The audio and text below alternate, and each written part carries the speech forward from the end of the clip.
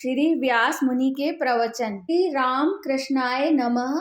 श्री मात्रेय नमः। वो आज हम 5 महान कहानियों के बारे में 5 संदेश देते हुए 5 कहानियां मैं आपके सामने प्रस्तुत करने जा रही हूँ। प्रेम पूर्वक भगवान आपको आशीर्वाद देते हैं। एक बार व्यास मुनि अपने शिष्यों के साथ आपस में चर्चा कर रहे थे।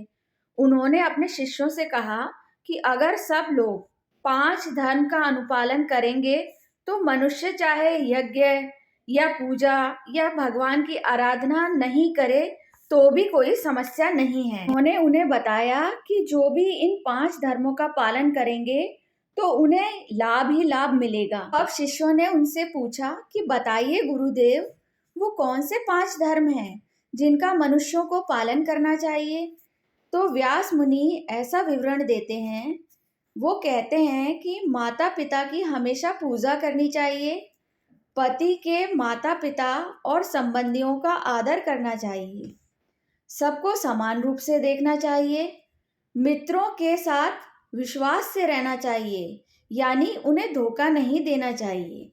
यदि मनुष्य पालन करता है या अनुसरण करता है तो उसको यश, सत्कीर्ति और मोक्ष की प्राप्ति और स्वर्ग की प्राप्ति होती है। क्योंकि माँ सारे तीर्थों के समान है और पिता सारे भगवान के समान है, तो हमें रोज माता पिता के पैर छूकर उनको प्रणाम करना चाहिए और रोज उनकी प्रदक्षिणा देनी चाहिए। ऐसा करने से बिल्कुल वही फल मिलता है जो कि गंगा में स्नान करने से मिलता है। सारे शिष्य गुरुदेव से कहते हैं कि गुरुदेव, इससे संबंधित कथा हमें सुनाइए। तो महर्षि व्यास कहते हैं कि माता पिता की पूजा की एक बहुत ही प्राचीन कथा है। क्योंकि प्राचीन काल हो या आधुनिक काल हो, यदि धर्मबद्ध तरीके से जीवन जीना हो तो यह हर काल में उपयोगी है। हम आज भी उसी परंपरा को निभाते आ रहे हैं। जब हम धर्म के अनुसार जिएंगे तो हमारा जीवन सार्थक होगा। महर्षि व्यास एक कथा सुनाते हैं और अति प्राचीन काल के एक माता पिता के बारे में बताते हैं कि प्राचीन काल में एक ब्राह्मण थे जिनका नाम पुरुषोत्तम था और वो बहुत ही विद्वान थे और अपने माता पिता का तिरस्कार करते हुए तीर्थ यात्रा को निकल पड़ते हैं।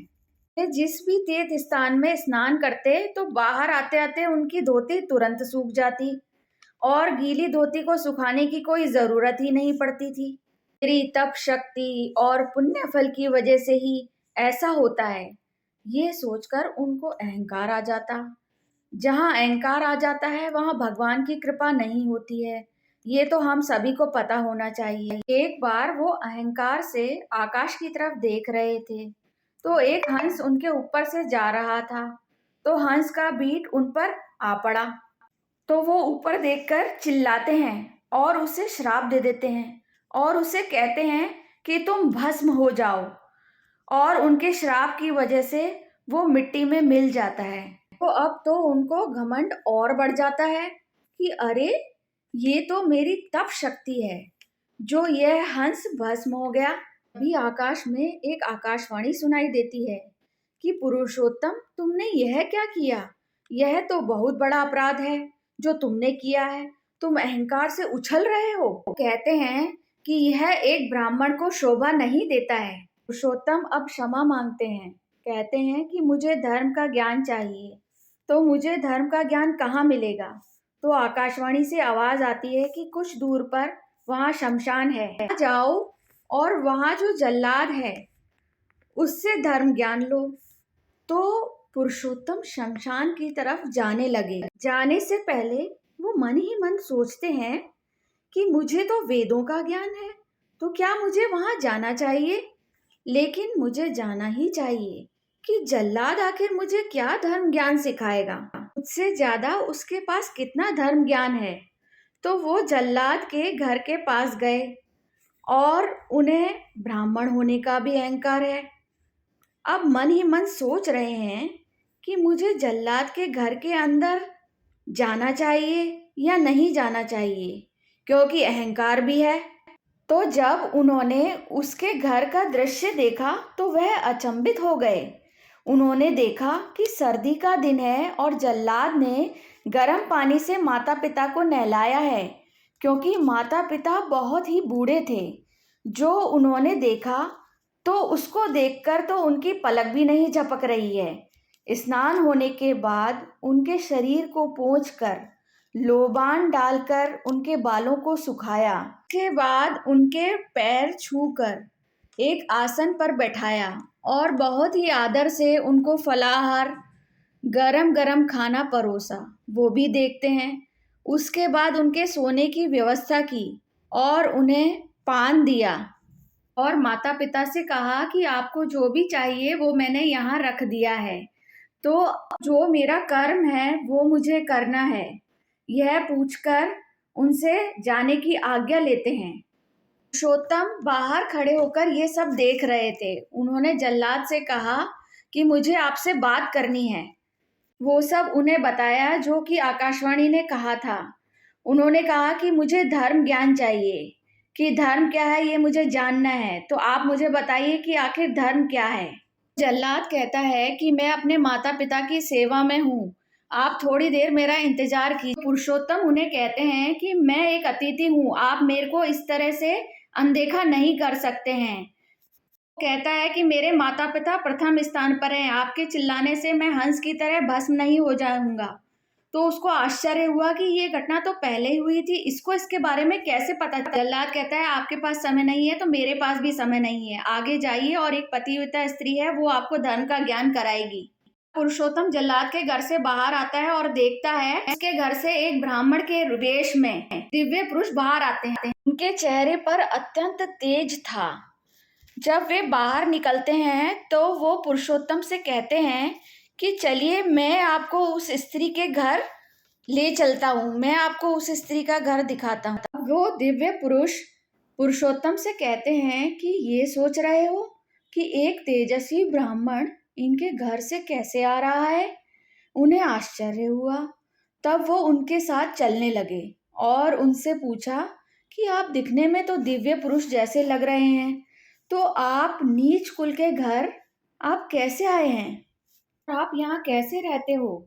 देखो, जो व्यक्ति भगवान की आराधना और माता पिता की प्रेम से सेवा करते हैं, यज्ञ और पूजा नहीं करते हैं, तो भी मैं वहाँ ठहर जाता हूँ, वो दिव्य पुरुष कहते हैं। माता और पिता के पैरों में तो स्वर्ग होता है। जो लोग अपने माता पिता के पैरों को रोज छूते हैं वहाँ कोई परेशानी होती ही नहीं है। मैं उनके घर में कोई आपदाएं ना आए यही देखता रहता हूँ। तो जहाँ भगवान रहते हैं उनमें से एक स्थान यह भी है। पुरुषोत्तम उन दिव्य पुरुष से पूछते हैं कि हम जो पतिव्रता नारी के पास जा रहे हैं उनकी लक्षण क्या हैं। वो दिव्य पुरुष बताते हैं कि यह स्त्री अपने पति का अनुसरण करती है और पुत्र से भी ज्यादा प्रति क्षण पति का अनुसरण करने वाली पतिव्रता कहलाती है और कई गुना की देखभाल और सास ससुर और उनके परिजनों की सेवा करती है। तो वहां पर भगवान रहते हैं। वह उनके परिजनों की सेवा बहुत ही आदर से करती है। पति चाहे कितना भी बुरा क्यों ना हो, तो उसकी बुरी आदतों को छुड़ाना भी उसका धर्म है। घर पर इस तरह की स्त्री रहती है, इस प्रकार के लक्षण की स्त्री रहती है, तो वो घर एक मंदिर बन जाता है। जिस घर में कुछ भी शुभ व अशुभ होता है तो उसकी जिम्मेदारी भी स्त्री की होती है। जिस घर में हरा भरा और आनंदमय वातावरण हो तो उस घर की जिम्मेदारी भी स्त्री की ही होती है। हर समय भगवान इस स्त्री के घर में रहते हैं। तो यह कहकर दिव्य पुरुष फिर अंतर्ध्यान हो जाते हैं। कुछ दूर जाने के बाद पतिव्रता स्त्री के घर की ओर रवाना होते हैं तो वहां पर देखते हैं कि उनका घर अखंड प्रकाशमय होता है। तो पुरुषोत्तम उनके घर को पहचान लेते हैं, क्योंकि उनका घर औरों के घरों से बिल्कुल अलग होता है। और उनके आंगन में खड़े होकर पुरुषोत्तम उस स्त्री को बुलाते हैं, कहते हैं हे माँ, हे पतिव्रता नारी।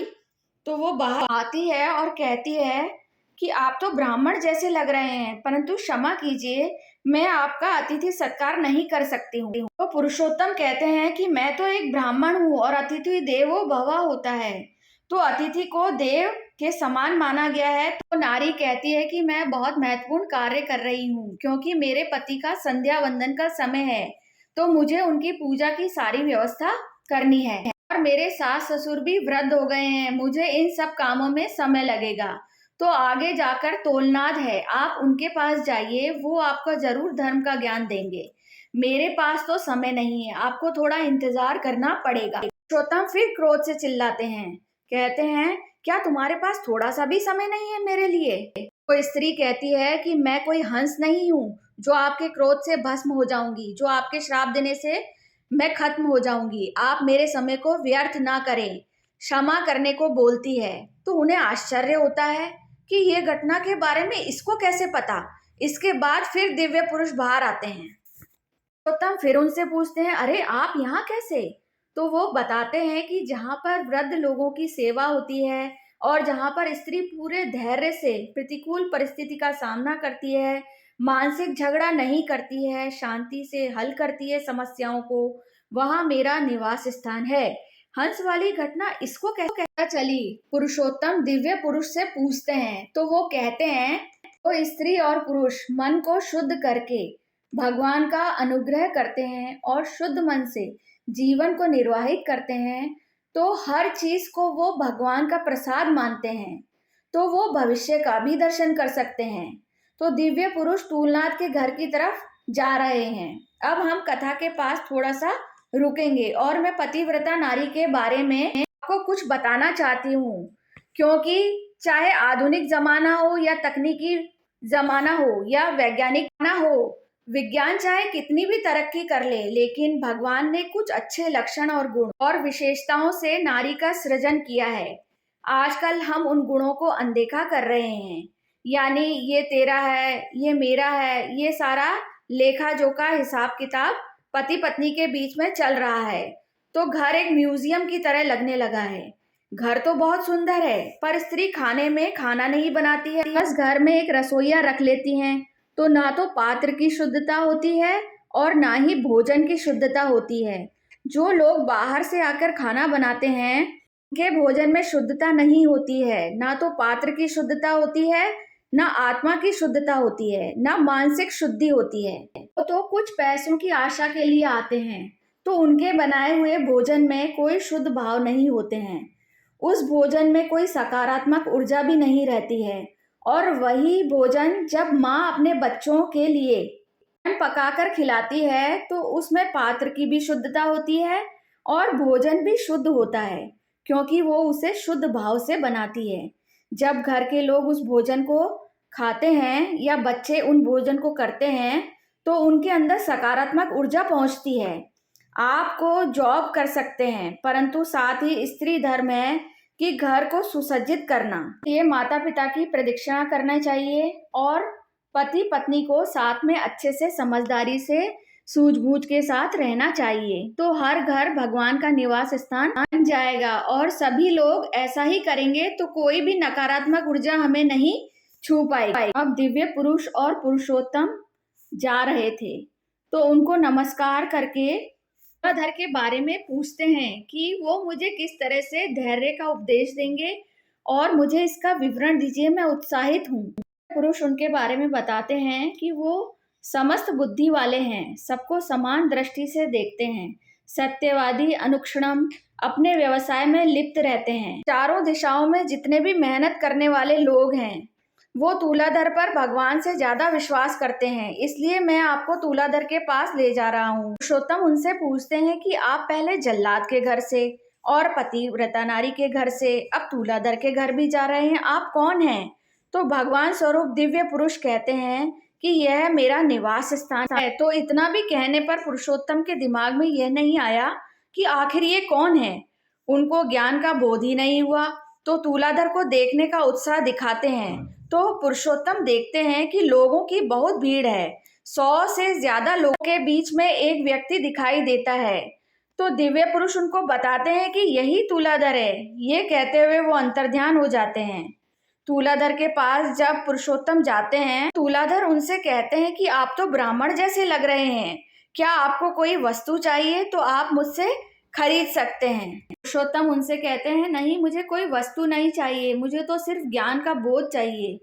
तो तूलाधर कहते हैं, तो बात करने का भी समय नहीं है, मैं तो वाणिज्य करता हूँ, तो मेरे पास तो नमस्कार करने का भी समय नहीं है। मेरे पीछे देखिए कितने लोग हैं, मेरा इंतजार कर रहे हैं, मुझे उन्हें अनाज तेल देना है। यहाँ से कुछ दूर एक अद्रोही का घर है, वहां चले जाइए, वो आपको धर्म का बोध कराएंगे। उसी भीड़ में से फिर निकलकर दिव्य पुरुष बाहर आते हैं और तूलाधर के बारे में पुरुषोत्तम को बताते हैं। ये सबके साथ आनंद में जीवन जी रहे हैं। तो पुरुषोत्तम पूछते हैं, उन्हें आश्चर्य होता है कि अरे ये ना तो भगवान की आराधना कर रहे हैं, ना पूजा कर रहे हैं, ना माता पिता की पूजा कर रहे हैं, ना पुत्र तर्पण कर रहे हैं, ना ही किसी की सेवा कर रहे हैं। तो ये समतुल्य व्यक्ति हैं कैसे? ये सबको समान स्तर कैसे देखते हैं? तो दिव्य पुरुष उन्हें बताते हैं कि यहाँ किसी को किसी से बैर नहीं है, इसीलिए ये मेरा निवास स्थल है। तो अब पुरुषोत्तम को कुछ कुछ एहसास हो रहा है। उसके बाद वो उन्हें बताते हैं कि चाहे छोटा व्यक्ति हो या बड़ा व्यक्ति, सबका अपना अपना काम होता है। चाहे काम करने वाली हो या बड़ा अमीर इंसान हो, किसी का मन दुखाकर बात नहीं करनी चाहिए। छोटे छोटे काम करने वाले लोग भी इंसान ही होते हैं, तो उनके अंदर अच्छी आत्मा के दर्शन करने चाहिए। तो बिल्कुल वही फल मिलता है जो कि एक तीर्थ स्थान को करने से जो पुण्य मिलता है। इसीलिए सबको समदृष्टि से देखने पर भी हमें वही फल मिलता है। तब पुरुषोत्तम को बताने के बाद दिव्य पुरुष फिर से अंतर्ध्यान हो जाते हैं। पुरुषोत्तम अद्रोही के पास जाते हैं तो वहां के राजा अद्रोही से कह रहे होते हैं कि मुझे 1 वर्ष के लिए बाहर जाना है, तो तुम्हें मेरी पत्नी जो कि अति सौंदर्यवान और ऐश्वर्यवान है उसका ध्यान रखना है। अद्रोही कहता है कि मैं तो एक साधारण व्यक्ति हूँ, मैं इतनी सौंदर्यवान गुणवान ऐश्वर्यवान रानी का ध्यान कैसे रख सकता। राजा अपनी पत्नी से अत्यंत प्रेम करते थे और उन्होंने अद्रोही से आग्रह किया, तो अद्रोही मान गया और उन्होंने कहा कि मैं जो कहूँगा वही आपको मानना पड़ेगा। राजा तैयार हो जाते हैं और अपनी सौंदर्यवान और गुणवान पत्नी को उसके पास छोड़कर चले जाते हैं। अद्रोही और रानी की उम्र समान है। रात्रि में अद्रोही रानी और अपनी पत्नी के बीच में सोता है, तो ना तो रानी उससे कुछ पूछती है और ना ही पत्नी भी उससे एक शब्द पूछती है। रात को अद्रोही प्रतिक्षण रानी को एक पिता के रूप में और एक रक्षक के रूप में देखता है और रानी भी उसे एक पुत्र के रूप में ही देखती है। अब लोग अद्रोही और रानी के बारे में अनेक बातें करते हैं और उन पर लांछन लगाते हैं, जो कि अद्रोही को अच्छा नहीं लगता है। वो उसे पापी और जाने क्या क्या कहते हैं। तो जब राजा वापस आते हैं तो अद्रोही उनको बताते हैं कि लोग मुझे पापी और अधर्मी कह रहे हैं, वो मेरी निंदा कर रहे हैं, तो यह सुनना भी मेरे लिए पाप है। तो अद्रोही एक लकड़ी की चिता बनाते हैं और राजा से कहते हैं कि मैं अग्नि परीक्षा दूंगा। तो वो जल्दी से उस जलती हुई अग्नि में बैठ जाते हैं। उसी समय अग्नि बुझ जाती है और उनका कुछ भी नहीं बिगड़ता है। देवता प्रसन्न होकर अद्रोही का गुणगान करते हैं और कहते हैं कि इतना विश्वास पात्र हैं आप, ऐसा हमने कहीं नहीं देखा। लोग जो भी बोलते रहे पर राजा उन पर विश्वास नहीं करते, कौवे के समान लोग बोलते ही रहते हैं। देवता उन पर फूलों की वर्षा करते हैं और जो लोग राजा को भ्रमित करना चाह रहे थे तो उनको कुष्ठ रोग हो जाता है, तो देवता उनको ऐसा कहते हैं। राजा खुश होते हैं और अपनी रानी को लेकर चले जाते हैं। से दिव्य पुरुष आते हैं जो कि ब्राह्मण का वेश धारण किए हुए थे। वो पुरुषोत्तम से कहते हैं कि जो निंदा अपनिंदा करते हैं वो चाहे कितने भी घर में पूजा कर लें, उनका उसको पुण्य या लाभ नहीं मिलेगा। वो आलोचना करते हैं, तो इसलिए वो लोग जब दूसरा जन्म लेंगे तो भी कुष्ठ रोग से ही ग्रसित होंगे। यह कहकर दिव्य पुरुष फिर से अंतर्ध्यान हो जाते हैं। पुरुषोत्तम फिर से अद्रोही के पास जाते हैं और उनसे कहते हैं कि मुझे धर्म बोध कराइए। तो अद्रोही कहते हैं कि मैं कुछ बात नहीं कर सकता हूँ, आगे विष्णु शर्मा हैं, वो ही आपको धर्म का बोध करा सकते हैं। वो बहुत ही अच्छे इंसान है। तो जहाँ पर विश्वास होता है वहीं पर भगवान होते हैं। तो पुरुषोत्तम जैसे जैसे धीरे धीरे आगे बढ़ रहे हैं तो उनका थोड़ा थोड़ा ज्ञान बोध हो रहा है। तो ही उनसे कहते हैं कि विष्णु शर्मा जो हैं वो बहुत बड़े विष्णु के भक्त हैं। देव नाम का स्मरण करना, संप्रदाय का अनुसरण करना, ये सब उनके गुण हैं। पुरुषोत्तम विष्णु शर्मा की तरफ बढ़ रहे हैं। अब दिव्य पुरुष नहीं आते हैं। जब वो जाते हैं तो वहां पर एक ब्राह्मण दिखाई देते हैं। उनका घर बहुत ही प्रकाशमय है। ब्राह्मण संस्कारी, तेजस्वी, सुशील, सत्कर्मी और बहुत ही अलौकिक प्रतिभा वाले, सतशील दिखाई दे रहे थे। धर्म का बोध करना है। उनके पैरों को छूकर नमस्कार करते हुए पुरुषोत्तम कहते हैं कि कृपया मुझे धर्म बोध करवाइए। वो उनसे कहते हैं कि पास में ही एक दूसरा कमरा है, तुम वहां जाओ, वहां उनकी पूजा हो रही है, भगवान की आराधना हो रही है। जब तुम वहां से वापस आओगे तो तुम्हारा पुण्य होगा और पाप कट जाएगा। जब तुम वापस बाहर आओगे तो मुझे बताना, वहां जाकर तुम्हारे भाव कैसे रहे। भगवान का निवास स्थल है, वो प्रतिक्षण वहीं रहते हैं। वह ही अद्भुत मंदिर है। पुरुषोत्तम वहां जाते हैं। जब वो वहां जाते हैं तो विष्णु जी की मूर्ति को जब ध्यान से देखते हैं, उन्हें वहां पर दिव्य पुरुष दिखाई देते हैं और वह जगह वैकुंठ धाम की तरह दिखती है। पुरुषोत्तम दिव्य पुरुष को देखकर कहते हैं कि स्वामी आप। तो दिव्य पुरुष उनसे कहते हैं कि पुरुषोत्तम, तुम्हें मुझे समझने के लिए इतना समय कैसे लग गया? मेरा ही निवास स्थान है, यहाँ भगवान की आराधना के सिवाय और कुछ नहीं होता है। पुरुषोत्तम उनके पैरों में गिर जाते हैं और उनसे क्षमा मांगते हैं और कहते हैं कि मुझे अच्छे मार्ग पर लेकर चलिए, हर प्राणी मेरी ही तरह है। दिव्य पुरुष कहते हैं कि सब लोगों में जो बुद्धि है वो मैंने ही मनुष्य को दी है, जीव जंतुओं को नहीं दी है। मुझे पता है। तुम मेरे बारे में सोचकर जाओ और अपने माता पिता के पास जाकर आनंदमय जीवन जी। वो कहते हैं कि जो मनुष्य सत्संग और सत्कर्म करेंगे तभी वो मुझे पहचान पाएंगे और मेरा सच्चा अनुभव कर पाएंगे। यह कहकर वो वहां से उभान हो जाते हैं।